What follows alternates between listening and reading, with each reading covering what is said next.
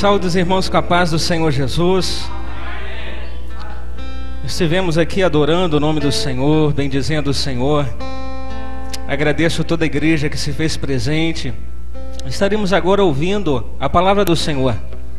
E o texto que nós estaremos meditando, ele está em Jonas, no capítulo 3, a partir do versículo 10.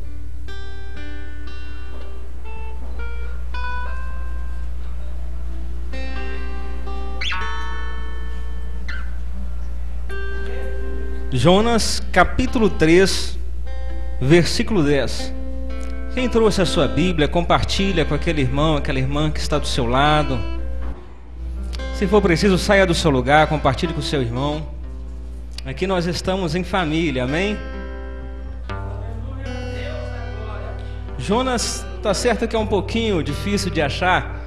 É um dos últimos livros do Antigo Testamento.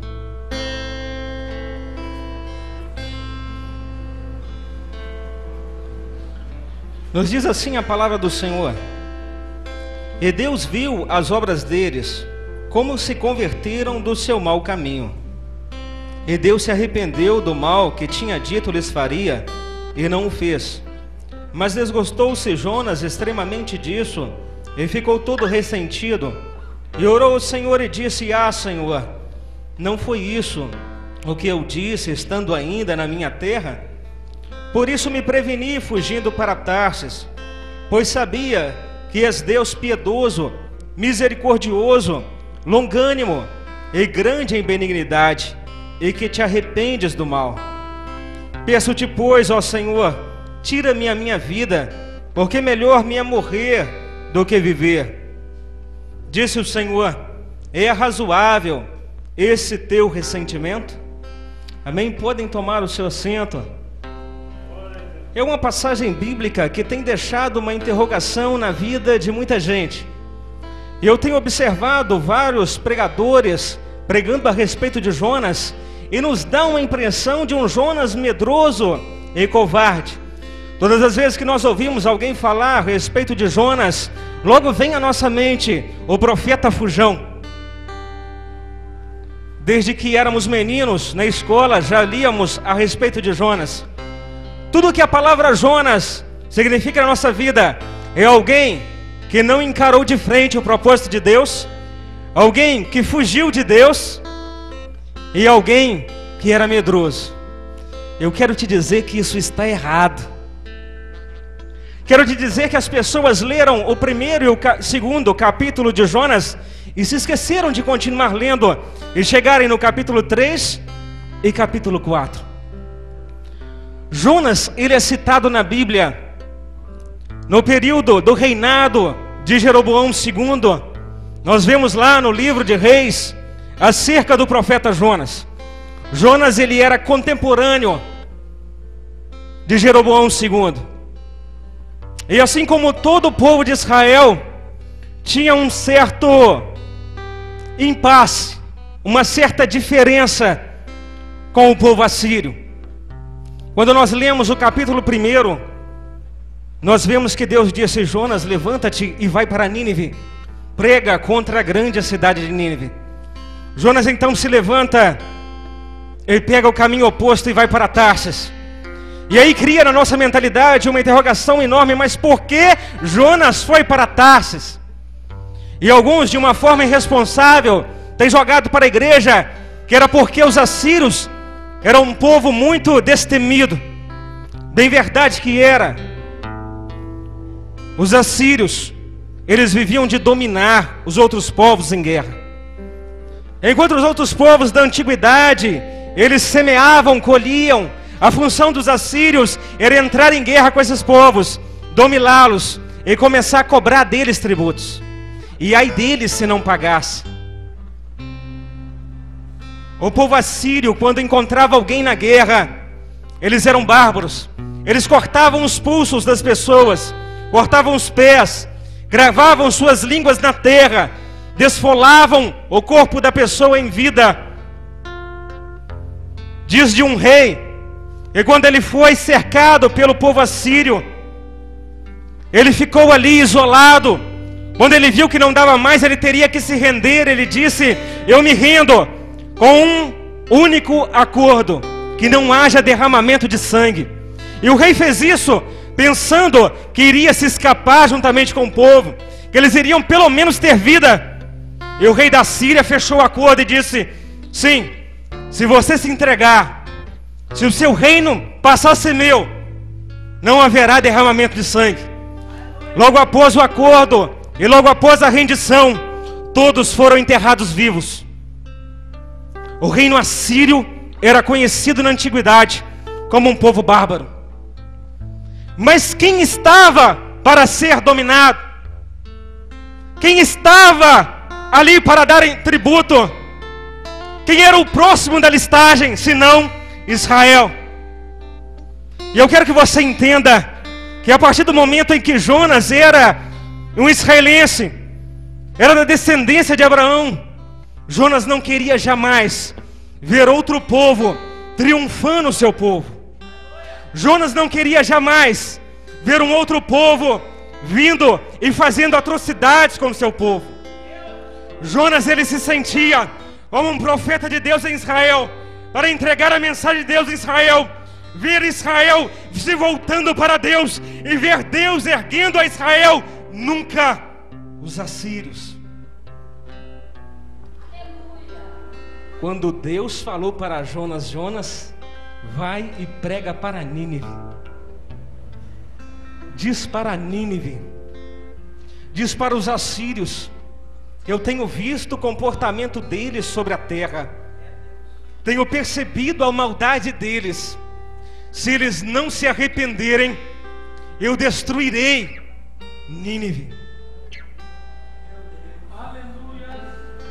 Aqui nós vemos o perfil do profeta, que recebe a orientação de Deus, recebe a palavra do Senhor e diz: é melhor eu engolir, ficar quieto na minha, e a coisa vai caminhar do jeito que eu quero. Jonas não tinha nada de medroso e de covarde. Jonas simplesmente estava usando de estratégia. Ele fez algo errado, ele se apoderou do dom de Deus para usá-lo como estratégia contra os seus inimigos. Ele disse: se eu pegar isso, essa mensagem, se eu levar para Tarse, e se assim como eu, nenhum profeta entregar essa mensagem a Nínive, o próprio Deus destruirá os assírios. Israel não temerá mais outro tipo de governo humano. As nações da terra estarão livres desse tipo de reino. E eu penso que a partir do momento que Jonas entrou no navio para ir para Tarsis, Jonas entrou lá no porão e estava dormindo tranquilo. Jonas poderia perceber: olha, agora existirá paz na terra. Deus varrerá de sobre a terra o império assírio. Nínive, a capital deles, será destruída. Não temos aqui um profeta covarde, medroso, visto que o próprio Jonas, nós vimos aqui no texto inicial, Jonas disse: é melhor que eu morra. Ou seja, Jonas não tinha medo de morrer.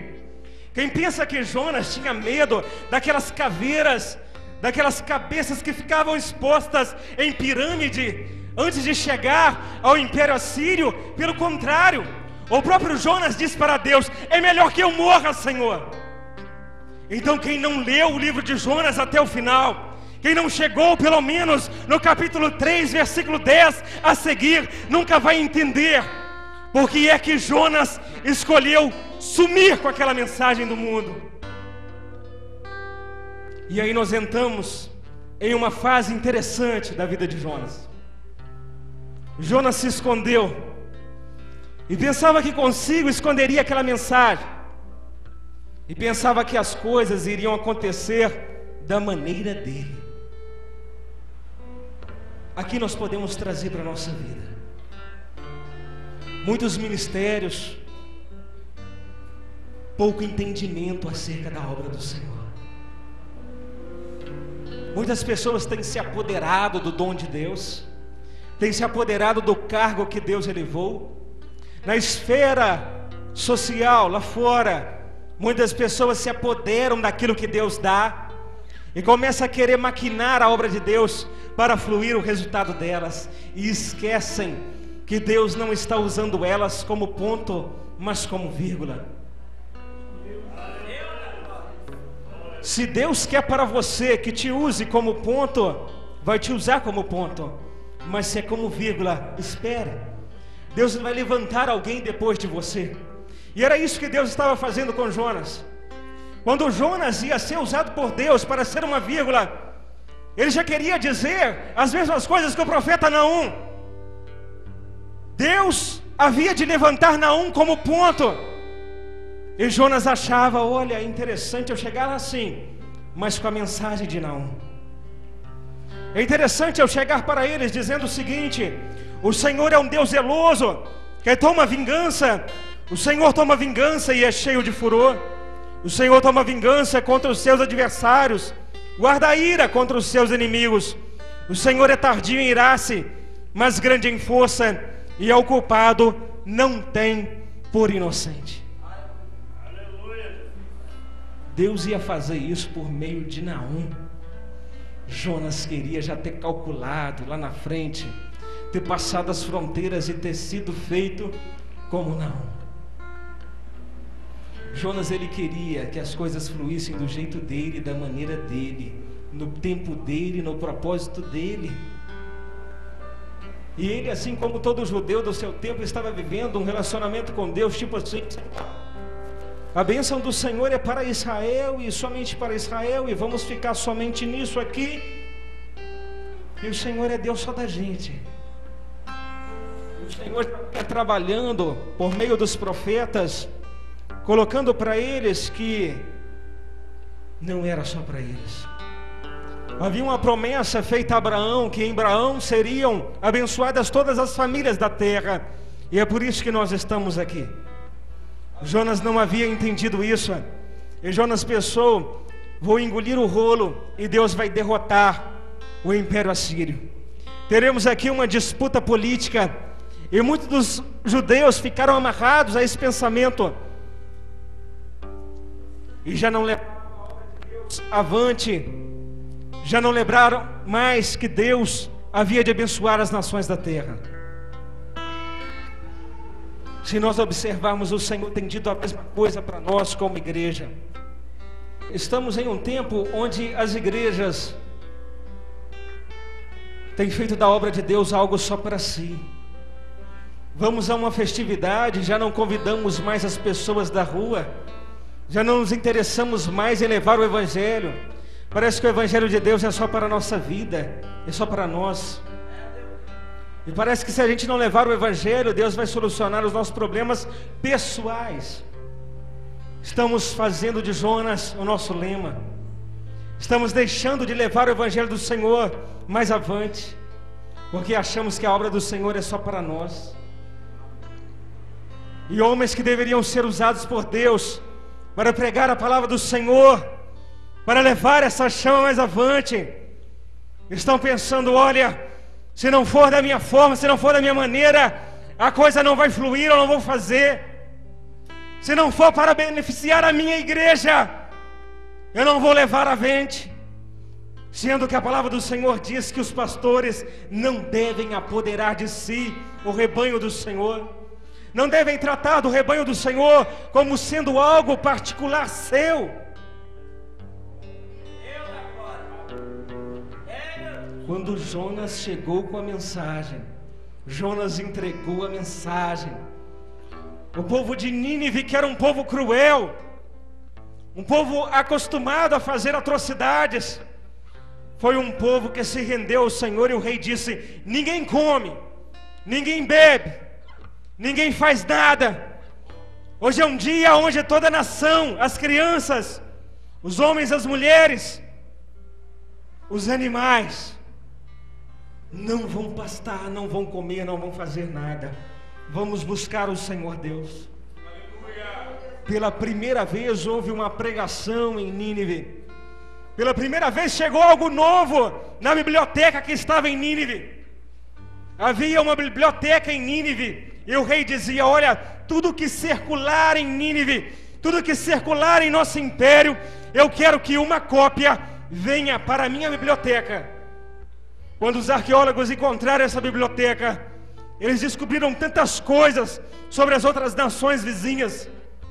E eu creio que isso era novidade. Quando Jonas chegou com aquela pregação, se fosse algo escrito, ele diria: traz cá uma cópia. Vamos colocar uma cópia arquivada na minha biblioteca. Era algo que Jeroboão II não estava conseguindo fazer. Era algo que os profetas em Israel não estavam conseguindo entender. Era a obra de Deus naquela cidade. Deus tem coisas maiores para a nossa cidade. Depende das igrejas que estão nessa cidade. Depende dos homens que Deus abriu nessa cidade. Depende daqueles que Deus desenrolou o mistério. Deus deu o mistério da salvação. Aquilo que Deus não deu a homens, mas deu a você. Aquilo que Deus não deu a outras pessoas, mas Deus abençoou você. Faça por onde. Entregue a palavra do Senhor àquela vida que está faminta. Ele precisa. Ele é como o rei assírio, só toma decisões erradas porque ainda não conheceu a Deus. Só toma decisões erradas porque ainda não conheceu a Deus. Prega para um assírio que esteja em volta da sua casa. Pregue para um assírio que esteja lá no seu local de trabalho. Deixe as suas questões pessoais de lado. Entra lá e prega para o assírio. Ele vai se converter. Ele vai entender o chamado de Deus na sua vida. E ele vai entender o plano da salvação também na vida dele. Às vezes a gente precisa entender o profeta Jonas para encarar os nossos próprios desafios. Precisamos ir avante, ler um pouco mais, entender um pouco mais, criticar um pouco menos. Precisamos tirar de foco o profeta Fujão e precisamos encarar um homem que tinha seus problemas de entender o propósito de Deus para a terra. O homem que se julgava profeta de Deus somente para o seu mundinho. Quantos crentes têm o seu mundinho, o seu território, o seu círculo e não vai avante dele? Diz a Bíblia que Jesus veio a essa terra para salvar os que haviam perdido. Jesus, ele nos diz acerca de uma videira. Ele diz: olha essa videira, vocês são os ramos, vocês vão frutificar. O Pai é o lavrador. Ele disse em uma parábola que o semeador saiu a semear. O semeador não saiu para julgar. O semeador saiu para semear. Ele é o lavrador. Ele é o juiz. Ele sabe onde colocar você. Ele sabe o que vai fazer. Não é você a mente, aquele que deve calcular a obra de Deus. Não. Para isso já existe Jesus.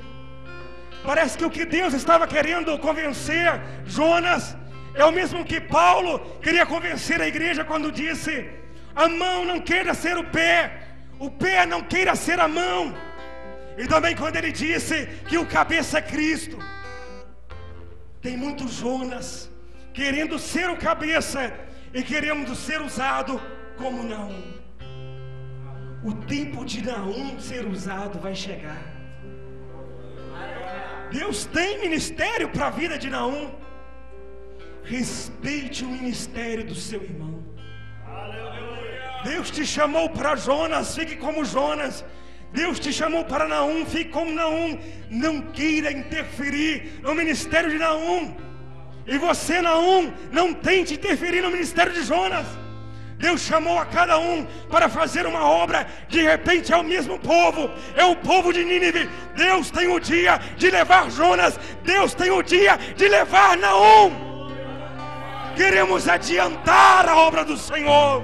Queremos adiantar o processo de Deus. Você não é o mentor desta obra. O seu pastor não é o mentor desta obra. O dirigente não é o mentor desta obra. Esta obra tem um mentor, é Deus, o Senhor. Quando alguém quiser vir ser o mentor da obra, pergunte: ei, levou a cruz, deu ao povo o sinal de Jonas, passou 3 dias lá no centro da terra. Interessante que Jesus, quando o povo queria um sinal, os judeus queriam um sinal. Jesus poderia ter citado Abraão e ter dito: olha, assim como Abraão, levando teus filhos, Isaque, contemplou a montanha a 3 dias de distância. Não. Ele falou: uma geração má pede um sinal. Não será dado outro sinal senão o sinal de Jonas. Então quer dizer que eles viam Jonas como um medroso, como um fujão? Viam Jonas como um patriota, alguém que preferiu esconder a mensagem, porque aquela geração era má, e aquela geração também não entendia que Deus tinha um propósito com toda a terra. Os judeus daquele tempo, eles achavam que a mensagem do Senhor era para a restauração militar de Israel. A mesma mentalidade de Jonas. Jonas pensou que Deus poderia usá-lo para destruir os assírios e exaltar a Israel, mas também pudera. Jonas viveu no tempo de Jeroboão II. Era um rei muito ímpio, um rei que fazia coisas terríveis, mas um rei respeitado pelo poder, por autoridade e por ressaltar Israel militarmente. O maior erro é quando começamos a confiar na obra do Senhor, no que nós temos, nos que nós podemos fazer, nas nossas estratégias de marketing, nas nossas estratégias para alcançar. Quando nós começamos a calcular e começamos de repente até a instalar pequenos grupos e já começamos a calcular quanto vai dar daí 2 anos, 4 anos, esses grupos vão se multiplicar, e esquecemos do propósito do Senhor. Para de reformar a igreja militarmente, para de tentar soluções para o seu mundinho. Comece a entender que a obra do Senhor é de toda a terra. A obra do Senhor é lá na vida daquele seu vizinho que tem te dado problema. A obra do Senhor é lá na vida daquele seu parente que não tem entendido a obra do Senhor na sua vida. Vai chegar o tempo dele. Ele também vai aprender a jejuar, como o rei de Nínive também jejuou. Ele também vai aprender a se vestir de panos de saco e se dobrar diante do Senhor. Vai chegar o tempo dele. Mas não leve a mensagem para o porão da sua casa. Não queira usar a palavra de Deus para solucionar os seus problemas pessoais. Temos visto uma igreja muito preocupada com a sua vida pessoal, e busca o Senhor, faz propósitos pelas bênçãos materiais, e se esquecendo das coisas que irá encontrar lá na glória. Uma igreja que já está ficando doentia, e já está anunciando as bênçãos do Senhor aqui na terra, mas já não se prega mais de salvação, não se prega mais acerca da volta do Senhor. A Angola experimenta um culto abençoado. A Angola, ela é cheia da presença do Senhor. A Angola não tem investimento, mas a Angola pega o que ela tem e ela faz para o Senhor. Outras nações estão recebendo a palavra do Senhor. E o que será da igreja brasileira se ela continuar escondida no porão do navio? Deus tem mais para a igreja brasileira.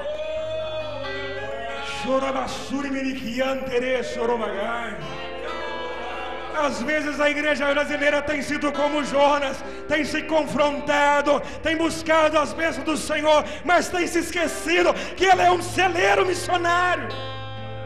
Temos esquecido que o avivamento para as nações depende de nós.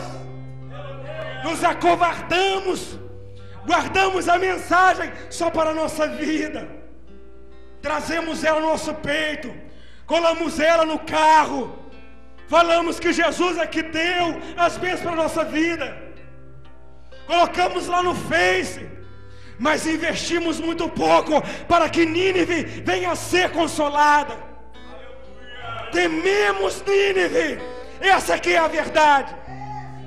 Tememos os ninivitas, talvez porque queremos que Deus exalte somente a nossa nação, queremos um avivamento somente para a nossa cidade, queremos um avivamento somente para a nossa vida. Esse não é o propósito de Deus.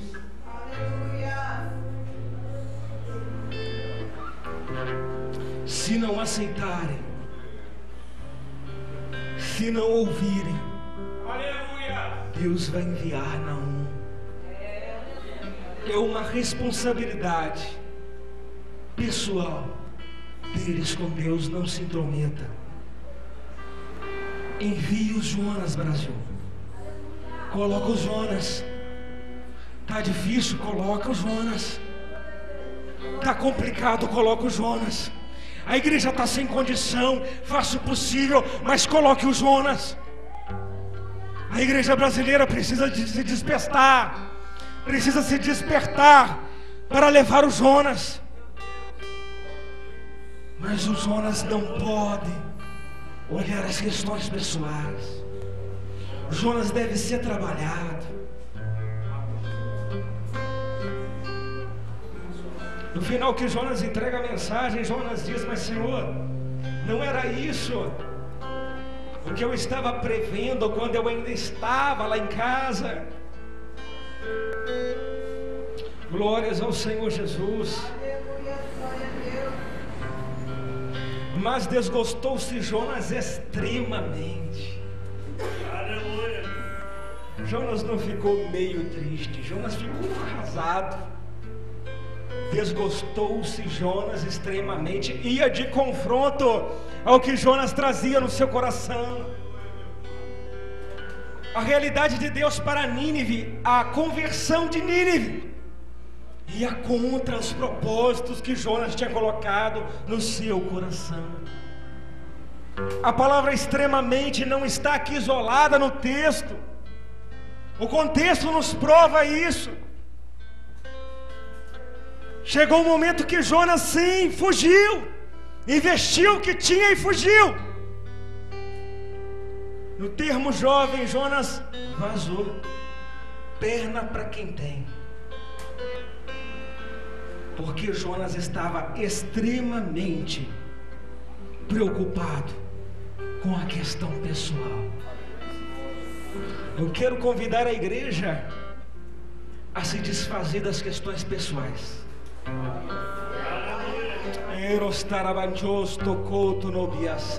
Deus tem bênção para a sua vida. Eu sinto Deus aqui desfazendo coisas. Deus é tremendo, irmão. Nos preocupamos com tantos detalhes da obra do Senhor e nos esquecemos que o Senhor, Ele quer fazer infinitamente além do que tudo que pensamos. Os seus pensamentos não são os pensamentos de Deus. Não queira envolver o seu lado pessoal na história, porque Deus e Nínive não tem nada a ver com isso. Assim como Deus também não abandonou Jonas. Teve um momento de tratar Jonas. Existem feridas na nossa alma que precisam ser resgatadas. Deus precisa ir lá e ir tratando e mexendo de dentro para fora. Não é com gritaria, não são com aplausos, não são com coisas que achamos ser extraordinárias. É unicamente com a presença do Senhor. O Espírito do Senhor, Ele vem, Ele sonda, Ele vai gradativamente, e Ele vai levando a palavra.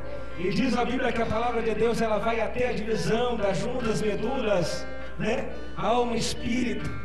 Até então não sabíamos que existia uma diferença entre alma e espírito. Não conseguíamos entender que havia uma divisão bem clara entre alma e espírito. Mas o Espírito Santo foi lá hoje e encontrou essa divisão. Ele está levando a palavra dele para te curar essa noite. Jonas, está na hora de você viver mais intimidade com Deus. Está na hora de você começar a se esquecer das coisas que para trás ficaram. Esquece, Jonas, daquele porão. Esquece, Jonas, do seu sossego no porão. Começa, Jonas, a confrontar consigo mesmo. Vai lá, aquelas questões pessoais que te fazem ficar extremamente abatidos, extremamente indiferentes com a obra do Senhor. Deus vai entrar lá e vai começar a arrancar aquilo para fora. Ele vai dizer: ei, Jonas, está o Senhor batendo aí assim, ó. Ei, Jonas, a palavra já foi entregue, Jonas. Agora é o meu palestrar contigo, Jonas. Os ninivitas já foram curados. Agora é eu e você, Jonas.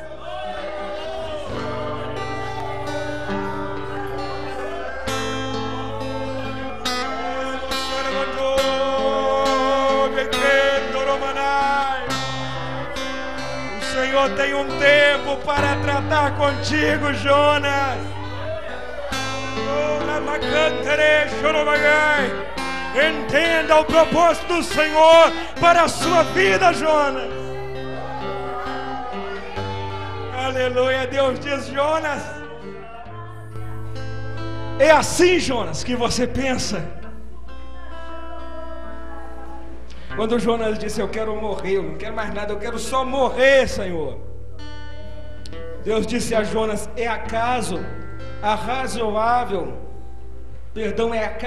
razoável e assim te enfades por causa da aboboreira, Jonas? Deus não entendeu Jonas. Deus lançou uma pergunta para Jonas. Deus disse para Jonas: é razoável. Versículo 4 diz: o Senhor, é razoável esse teu ressentimento. Então havia um ressentimento. Deus não faria uma pergunta à toa, e havia sim algo cheirando mal dentro de Jonas. Numa comparação, Jonas estava como um sepulcro caiado, algo sem perfume e sem valor. O exterior tinha valor, mas o interior ninguém queria chegar dentro, era Jonas. A mensagem de Deus foi para Nínive, foi uma bênção, mas Deus disse para Jonas: é razoável que você tenha esse seu ressentimento. Assim como Ló avistou as campinas e desejou as campinas, Jonas avistou um local ao longe e ele pensou: aqui é privilegiado, aqui eu vou conseguir ver a situação de cima. Jonas tem esse complexo. Jonas quer ver a situação de cima. Jonas quer resolver as coisas como se ele comandasse a situação. Jonas não consegue ser usado por Deus e perceber que é Deus quem está acima. E Jonas diz: opa, se mexeu com algum dos meus, se mexeu com alguma coisa minha, então eu quero ver a situação de cima. Era a posição de Jonas. Jonas sentou e pensou: agora, Senhor, eu vou esperar aqui o Senhor destruir Nínive, porque eu saí da minha casa para chegar aqui, passar isso tudo e agora voltar para casa sem contar a nossa vitória lá em Israel? De jeito nenhum. Sair daqui e contar para Israel que eu entreguei a palavra do Senhor e que não era uma palavra de condenação, era uma palavra de arrependimento, e que eles se arrependeram e que Deus não vai destruir nossos inimigos. Poxa, Senhor, vamos continuar pagando em tributo para os assírios? Vamos continuar com esse pesadelo? Vamos continuar assistindo as nações sendo derrotadas por eles? Vamos continuar assistindo as atrocidades do mundo e vamos ficar quietos sem uma resposta? Jonas foi entendido por Deus. Parece que Jonas se lembrou de Jacó. E assim como Jacó não ia largar o anjo sem receber a bênção, Jonas também estava centrado. É uma questão do Senhor com o seu povo. Eu não vou sair daqui enquanto eu não ver a destruição desse povo. Ei, existiram discípulos que andaram com Jesus que pensavam da mesma forma. Discípulos que falaram: Senhor, manda então fogo do céu e esse povo. E quando disseram: manda fogo do céu e vamos consumir esse povo, o Senhor disse: vocês não sabem, não entenderam ainda o Espírito que está sobre vocês. A igreja brasileira precisa entender o Espírito que habita nela. A igreja brasileira precisa parar com as diferenças entre ministérios. A igreja brasileira precisa parar de enxergar uma visão limitada. A igreja brasileira precisa entender que o Senhor Jesus é o mesmo ontem, hoje e eternamente. O que Ele prometeu para Abraão está aí de pé. O que Ele prometeu às nações está de pé. Ele é o Senhor que se assenta sobre o globo terrestre. De lá Ele contempla. Quem é Jonas para se assentar a uma certa distância e querer que algo aconteça na obra do Senhor? Ei, não se meta na vinha do Senhor. Aleluia. Não se meta na videira. Seu lugar é privilegiado, sim. Você é uma vara para dar frutos. O lavrador é Ele. Não se meta naquilo que é a obra dele. Não estamos sozinhos sobre a terra. Jesus disse: eu vou, mas vos enviarei o Consolador. O Espírito Santo tem a função dele sobre a terra. Deus continua no controle da situação. Jonas não tinha em mente assentar debaixo de uma arvoreira. Jonas talvez nem estava se preocupado onde sentar. Jonas estava preocupado com a sua visão limitada sobre Nínive. Existem pastores, homens de Deus respeitados, mas que a sua visão está sobre Nínive. Já não se preocupam onde vão sentar, o que vão fazer, o que vão falar, e a visão tem que estar sobre Nínive. E começam a se apoderar do povo do Senhor como sendo algo particular seu, enquanto a Bíblia é tão clara ao dizer: pastores, não se assenhoreiem do povo de Deus. Ele mesmo resgatou com seu sangue, e é para a liberdade que Cristo nos libertou. E estamos aqui com um único propósito: anunciar essa liberdade às outras pessoas. Somos discípulos do Senhor para formar novos discípulos. Ele disse: ide por todo mundo, pregai o Evangelho a todas as nações. É o imperativo do Senhor: ide por todo mundo.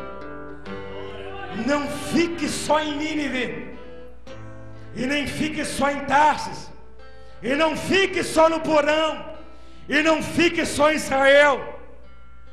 Ide por todo mundo, pregai o Evangelho a toda criatura.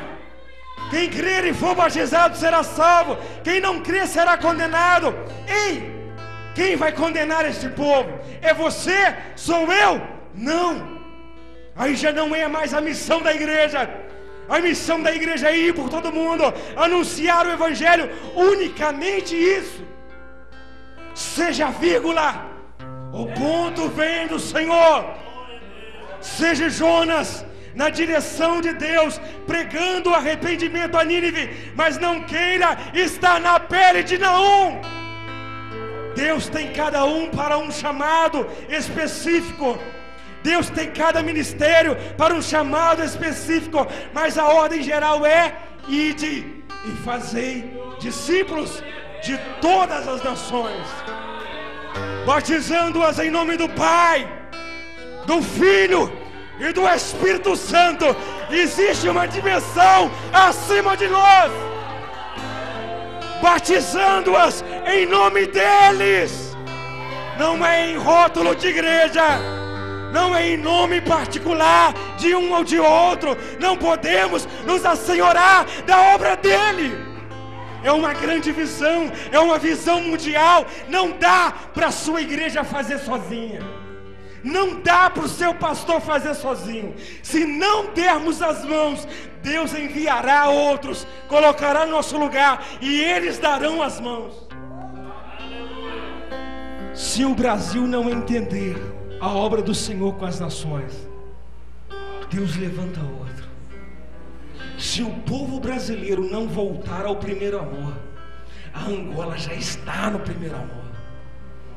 Se a igreja brasileira não voltar ao primeiro amor, as outras nações vão ser impactadas pela mensagem, porque a palavra de Deus não volta vazia, sem antes produzir o fruto para o qual ela foi designada. A palavra não é nossa, não é brasileira. A palavra de Deus veio do céu para a terra. Somos usados, somos amados pelo Senhor, como todas as outras nações da terra. Quer que Deus te use, respeite Naum. Deus vai levantar Naum. A borboreira começou a crescer do lado de Jonas. Jonas estava tão preocupado com a visão de Nínive que não teve tempo de olhar para o lado, ou talvez para trás, ou talvez para o outro lado, e contemplar aquela sementinha germinando e crescendo. Às vezes na casa de Deus estamos prontos para esmagar a borboreira que está crescendo, porque a nossa visão é limitada. Queremos para nós, as nossas questões pessoais importam, e a borboreira vai crescendo, e ninguém rega, ninguém cuida da borboreira, e vai crescendo do lado. O profeta, ele é tão ungido, tão buscado do Senhor, ele busca tanto, ele faz tanto para Deus, é tão ungidão, é o profeta, que ele não rega a borboreira que está crescendo do lado. Isso é egoísmo pessoal. Querer a obra do Senhor somente para você, não vai por esse caminho. A obra do Senhor não é somente na sua vida. E a borboreira foi crescendo, como toda árvore boa dá o seu bom fruto. A borboreira deu o melhor de si para o profeta, envolveu o profeta por cima e disse, não está escrito na Bíblia, mas podemos entender a borboreira dizendo, olha Jonas, você não me quis regar, você não quis fazer nada por mim, mas eu faço por você, Jonas. Você está aqui, Jonas, debaixo de mim, Jonas. Eu vou deixar o sol te aquecer demais não, Jonas. A borboreira, na sua inocência, entendeu o chamado de Deus na vida de Jonas e respeitou. Não quis entender por que Jonas estava ali, não quis questionar com Jonas. A borboreira não abriu a boca para Jonas em nenhum momento, mas a borboreira fez a sua parte e ajudou Jonas. Disse, Jonas, eu estou aqui com você, Jonas. O sol não vai te esquentar, Jonas. Continue aí, Jonas, o tempo que for. Eu creio que Deus, Jonas, também vai trabalhar na sua vida, no seu coração, Jonas, como Deus também trabalhou em Nínive. Eu não vou te abandonar, Jonas. Eu estou aqui com você. Passe o tempo que passar, Jonas, eu estou com você, te protegendo, Jonas. Essa é a visão de Deus para a nossa vida, para a vida da igreja. A igreja nasceu para isso. Vamos estender as nossas mãos e vamos sim proteger quem está lá fazendo a obra. Ei, a borboreira não nasceu quando Nínive estava em pecado. A borboreira não nasceu quando Jonas fez aquela pregação fantástica que eles se converteram. A borboreira nasceu quando Jonas estava sentado. Ela poderia ter os seus questionamentos, ela poderia se perguntar, por que esse profeta está aqui parado do meu lado? Mas ela se limitou em unicamente abençoar o profeta. Nós estamos aqui, por mais próximos que nós somos, nós não sabemos o que cada um tem enfrentado, não. Não sabemos metade da história que cada um que está aqui tem trazido. A gente está aqui para abençoar um ao outro, independente de qualquer coisa. Deus não criou a gente para ser juiz, não. Deus criou a gente para semear, fazer coisa boa. Vai cair na terra, amém. É a semente de Deus. As aves vão vir e vão pegar, amém. É a semente de Deus. A semente vai cair em pedregais, é a semente de Deus. Continue semeando, continue fazendo coisas boas, continue obedecendo ao Senhor, continue abençoando a obra do Senhor, continue. A boboreira não interrompeu o seu processo para perguntar a Jonas o que ele estava fazendo ali, não. A boboreira continuou o seu processo a fim de abençoar Jonas. Mas o Senhor queria tratar com Jonas. Era a permissão de Deus aquela semente germinar do lado de Jonas. E era a permissão de Deus que um dia ela ia nascer e um dia ela ia perecer. Não sabemos o dia que esse irmão que está aí do seu lado nasceu. Não sabemos o dia que Deus vai permitir ele partir para a glória. Mas esse irmão, ele está aí para abençoar a sua vida. Faça também por ele como ele faz com você. E se de repente ele for como Jonas, ficar ali meio que zangado, cara fechada, ele pode ter os seus motivos. Continue abençoando ele assim mesmo, ciente que um dia Deus vai te tirar dessa terra e você vai prestar contas a Deus do seu trabalho. Jonas não percebeu a boboreira. Jonas não regou a boboreira. Jonas não fez nada pela boboreira. Mas Jonas se ressentiu demais quando a boboreira foi embora. Quantos homens e mulheres de Deus que são assim na vida da igreja? Não vemos eles entrar na igreja, não vemos eles na igreja, mas quando eles saem da igreja fazem falta. E todo mundo fica se coçando: Senhor, por que o Senhor tirou da igreja? Irmãos que partem para a glória e deixam tanta saudade, porque era tão frutífero na casa de Deus, fazia tanta coisa, e a gente se pergunta: Senhor, por que o Senhor levou? Estava fazendo tanta coisa boa aqui na igreja, todo mundo não tinha um A para reclamar desse irmão, dessa irmã, por que o Senhor levou? Era Jonas de novo. Jonas, ele era cheio de interrogações. Jonas era cheio de questões mal resolvidas. E talvez você que está me assistindo também tem questões mal resolvidas. E talvez você que está na igreja também tem questões mal resolvidas. E Deus tirou a boboreira que estava do seu lado, que te dava tanta sombra e fazia tão bem para a sua vida. E Deus o levou. Na sua solidão de profeta era tudo que você tinha. Por mais que você não percebia, mas estava ali, você gostava, e foi embora. Diz a Bíblia: há um tempo de nascer e há um tempo de morrer, há um tempo de plantar e há um tempo de arrancar. E a gente lê tanta passagem na Bíblia e começa a se esquivar dessas mensagens que também são de Deus no nosso coração. Queremos um avivamento que nos impacte de tal maneira que a gente comece a ser cheio do Senhor. Mas Deus também quer tratar questões pessoais para que esse avivamento venha. Quem sabe é esta questão pessoal sua que tem atrapalhado o mover de Deus na sua vida. E ninguém tem percebido a sua volta. E Deus levou a boboreira e você ficou de novo com mais um ressentimento. Aleluia! Glória a Deus, Deus é maravilhoso, irmão.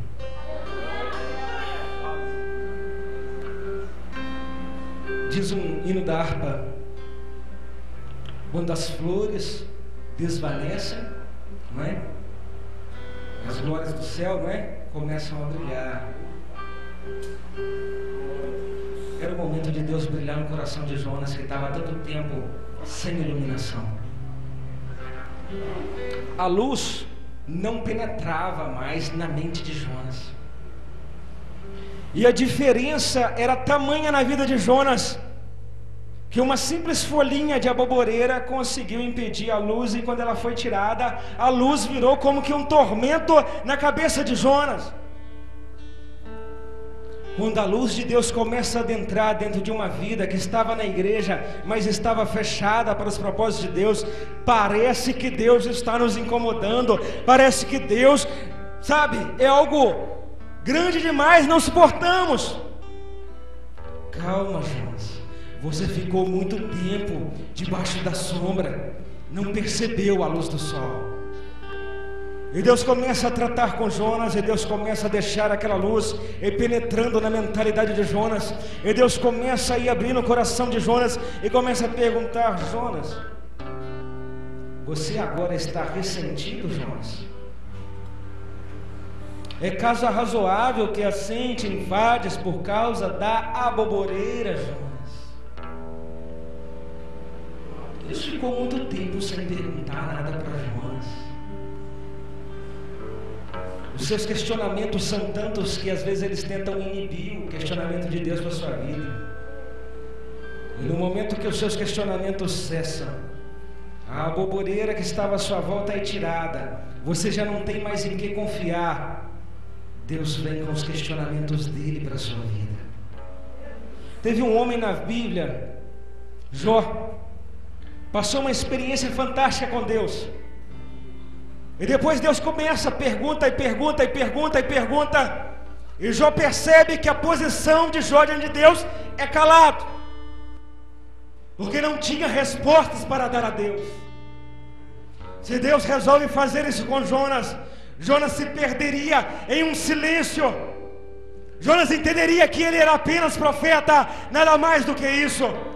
Ele era usado pelo Senhor, nada mais do que isso. Existe um espaço para Deus trabalhar na sua vida. Deixa Deus te fazer esse questionamento hoje.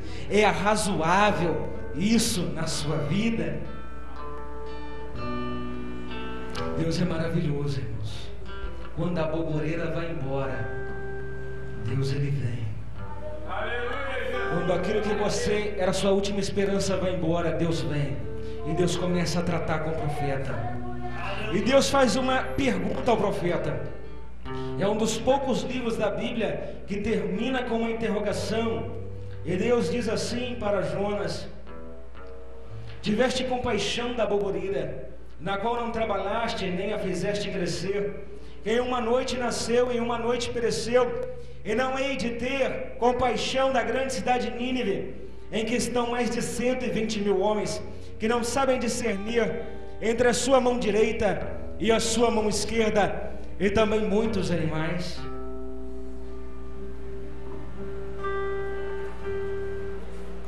Ninguém teve compaixão como Jesus Cristo teve. Jesus era a pontuação para essa pergunta. O livro encerra aqui. Jonas não diz nada, mas o nosso Senhor depois vai dizer. Depois o Senhor ele vai estar no Monte das Oliveiras, e ali moído pelas nossas transgressões, ele já antevendo aquilo, no Monte das Oliveiras, ele diz: Senhor, se possível, afasta de mim esse cálice, mas contudo seja feita a tua vontade. Olha aí a compaixão do Senhor pelas almas que estão lá fora, Jonas. Eu quero te convidar para ficar em pé agora, e você vai entender. A compaixão do Senhor não é algo para te deixar extremamente ressentido, não. A compaixão do Senhor é algo para te fazer ir lá,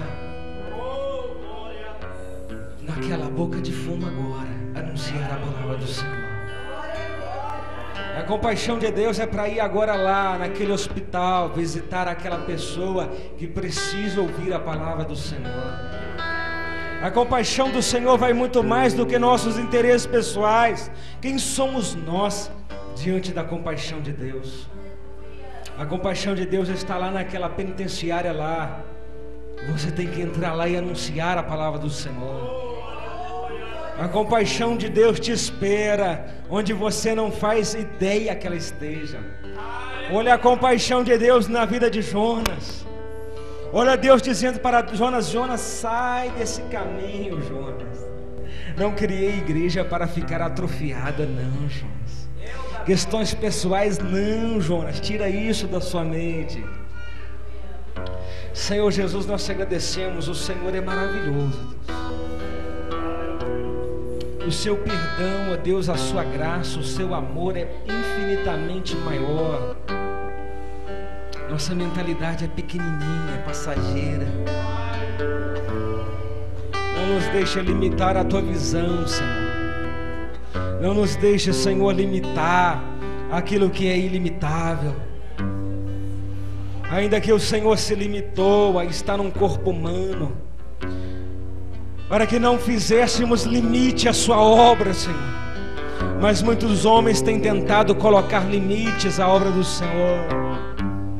Envia, Deus, homens preparados para tirar esses limites, Senhor. Isso não tem que estar aí. Tira os limites da visão do teu povo nessa cidade. Que essa cidade comece a contemplar a misericórdia do Senhor estendida a todos os habitantes dela. Tira, Deus, a mentalidade pequenininha e atrasada de um povo guerreando com outro povo, de divisão de reino. Senhor, tira isso, varre isso do coração da igreja, e possamos dar as mãos como um povo só, o povo do Senhor, unido no campo de batalha. Oh Deus, as coisas não vão vencer a tua igreja. As portas do inferno não vão triunfar contra a tua igreja, Senhor. Estamos aqui, ó Deus, como uma porta só. Corta os laços, Senhor, de separação, as muralhas, Deus, que tem tentado impedir as igrejas fazerem por essa cidade. Lança por terra, Senhor, os obstáculos no meio do teu povo. As dificuldades possam ser contornadas pelo teu povo, e o teu povo possa marchar como um povo triunfante no campo de batalha, unido, como um só homem, como um só exército, militando contra as hostes do mal. Amplia, Senhor, nossa visão. Amplia, Senhor, a visão.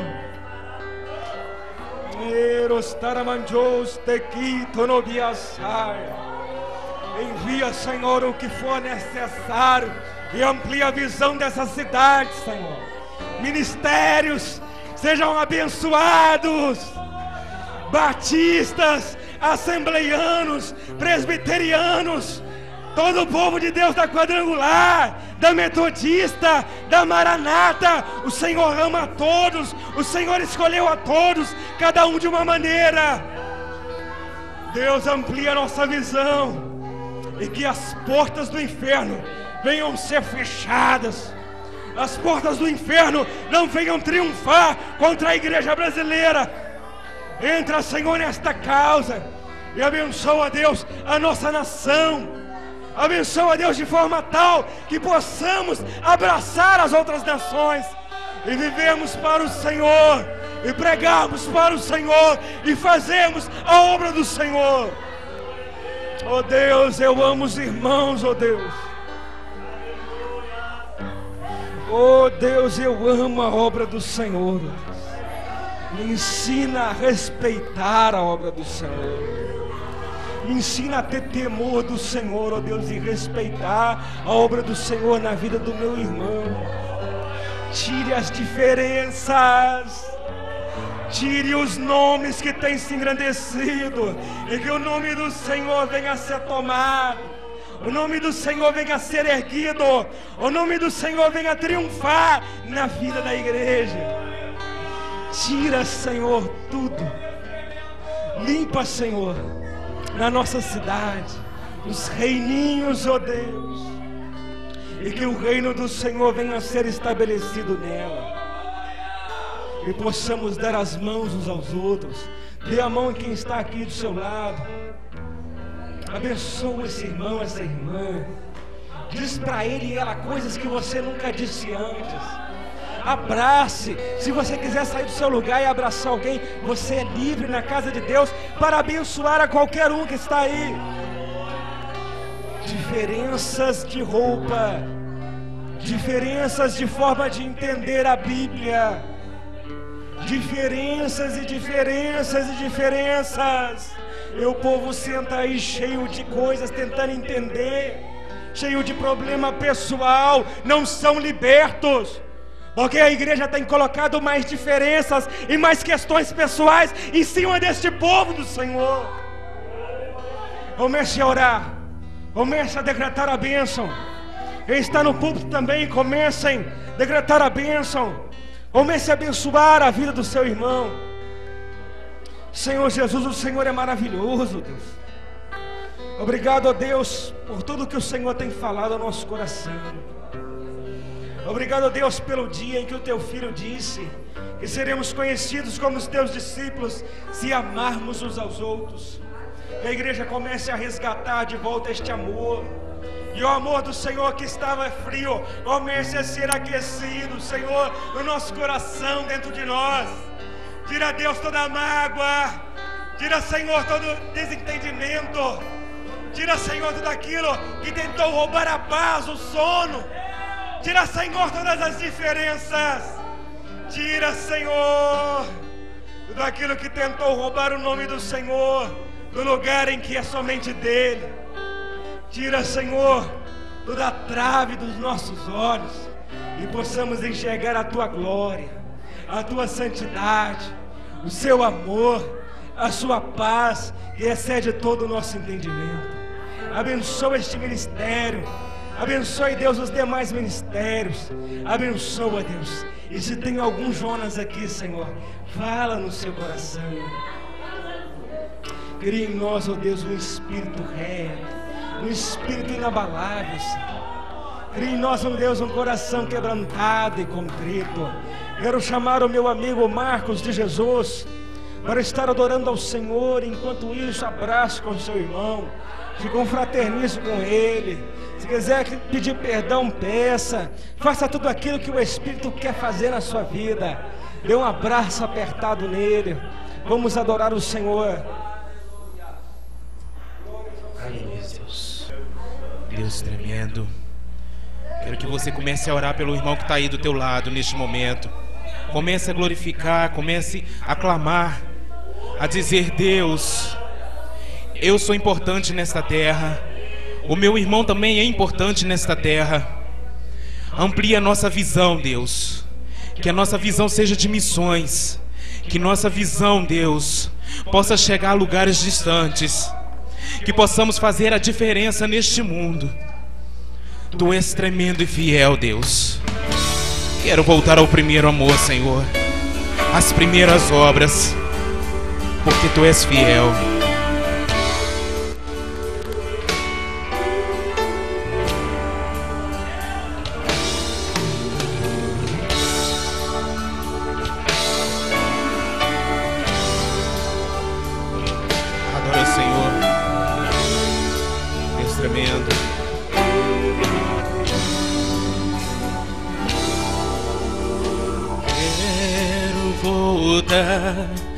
Ao início de tudo, encontrar-me contigo, Senhor.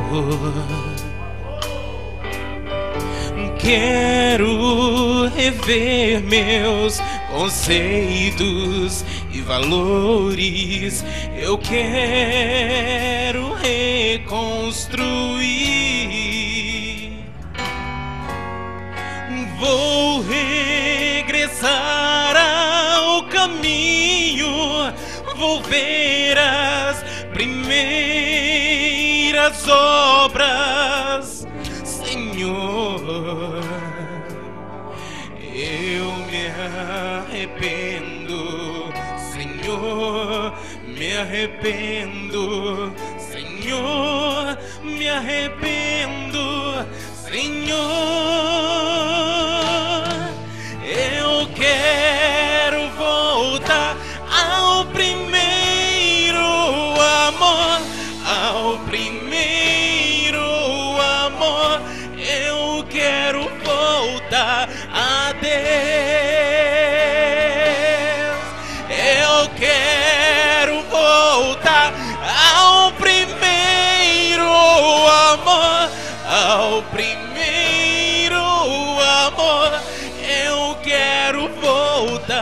a Deus.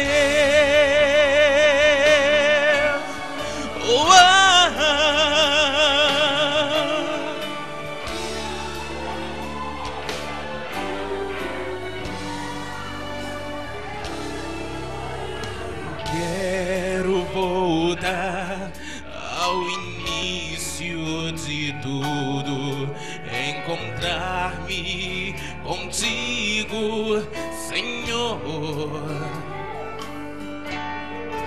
Quero rever meus conceitos e valores, eu quero reconstruir. Vou regressar ao caminho, vou ver as primeiras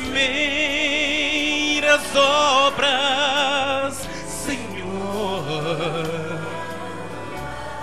Me arrependo, Senhor, me arrependo, Senhor, me arrependo, Senhor. Eu quero voltar ao primeiro amor, ao primeiro amor. Eu quero voltar a Deus. Eu quero voltar ao primeiro amor, ao primeiro amor. Eu quero voltar a Deus. Oh, a Deus.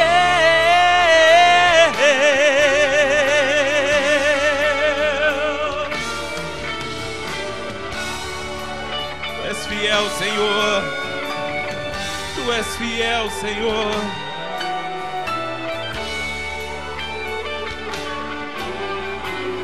Louve comigo nesta noite. Eu quero voltar ao primeiro amor, ao primeiro amor. Eu quero voltar a Deus. Eu quero voltar ao primeiro amor, ao primeiro amor. Eu quero voltar a Deus.